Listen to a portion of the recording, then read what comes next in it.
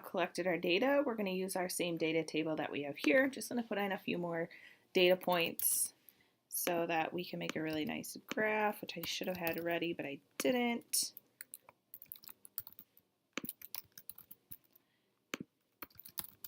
If you are not on the screen, go ahead and pull up your data table so we can quick figure out how we're going to make a graph from that. Okay, what we want to do is go and open a new tab. And if you're in your email, that's great, but your app should be here. And if I click on apps, you want to get to Google Sheets. And you can pause the video now and come back once you're in Google Sheets, and I'll show you how to get your graph set up. All right, we are all in Google Sheets. We're going to start from a blank spreadsheet, and it should look like this. You probably want to give this a title so that you can easily find it. If something happens to your lab 1.3, homeostasis. All right, great, here we go. So I'm toggling back and forth between my lab and my Google Sheets. Here's my data. I have to reset this up. What I think I can do is just highlight this. Command C will copy that information, and I can Command V, as in Victor, right in there. Okay. I can go back, and I can take the top part of my data table that I already have made, Command V, that's not where I want it, so I'm going to undo and just manually put it in. Okay. Now, when we put our numbers, we don't want to put our units. So here I have centimeters.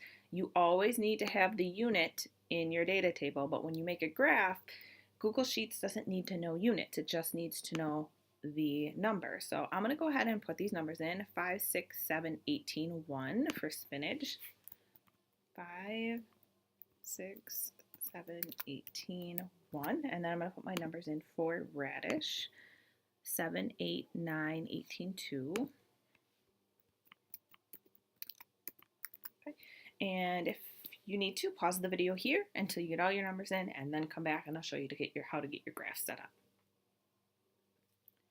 All right, by now you should have all your information set up in Google Sheets. Now we need to make a graph, which is really easy to do. If we highlight this information and go up to Insert, we want to insert some type of chart. Okay. It's automatically going to set this up probably in a bar graph, but you need to decide what's the best type of graph to set up for your lab that you did.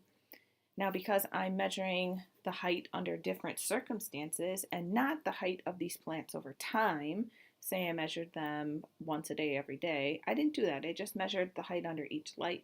Bar graph would be great. It automatically sets it up. My light colors are here. What I measured is always on the Y, so that is your dependent variable. What you measured always goes on the Y, and this is set up really nicely. My key is all ready to go, and I have a title. So I can double click here and I can change my title if I want to. Notice that I have no title of this axis here. These are all labeled, which is great, but if I do a double click, 2 fingers, it's going to say chart axes titles, and I can put any titles on here I want to. Now, up and down is a horizontal axis, so I need to give a horizontal axis title. Oh yes, and I forgot, it updated last year. So that is over here, and I just need to look and figure this out because I haven't done it in a while. Vertical axes. Oh, here. Chart axes and titles right over here, I'm sorry.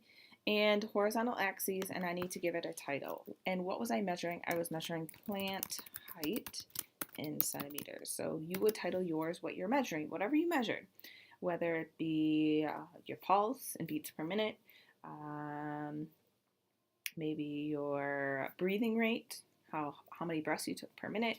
Whatever you're measuring is going to go here. And once I'm done, I think it automatically updates. Oh, I put it on the wrong one. Okay, so I need to change this to vertical, and that would be plant height. And it automatically put it there. And because I have plant light here, I don't want that. I can double click on it. And again, I'm over on this right hand side. That's not my plant height, that is my light color. So you would be putting your labels in as how you need them. What's really nice is you can customize everything from here. You can customize your data. If you want to change your chart, you can click on data up at the top, customize what type of chart you want. If I wanted to switch to line, I could switch to line, but here I want bar. Bar is the best. You can also go to customize. That's where I have my chart title. So if I close this, this is everything that I need. If I want to change the axes numbers or the different type of font that I'm using, or if I even want to change the color of these bars, I could do that too. But mainly over here, we're interested in our titles. The only thing that I don't like about this is the main title. So if I go to chart title, spinach and radish what? Like how many I ate?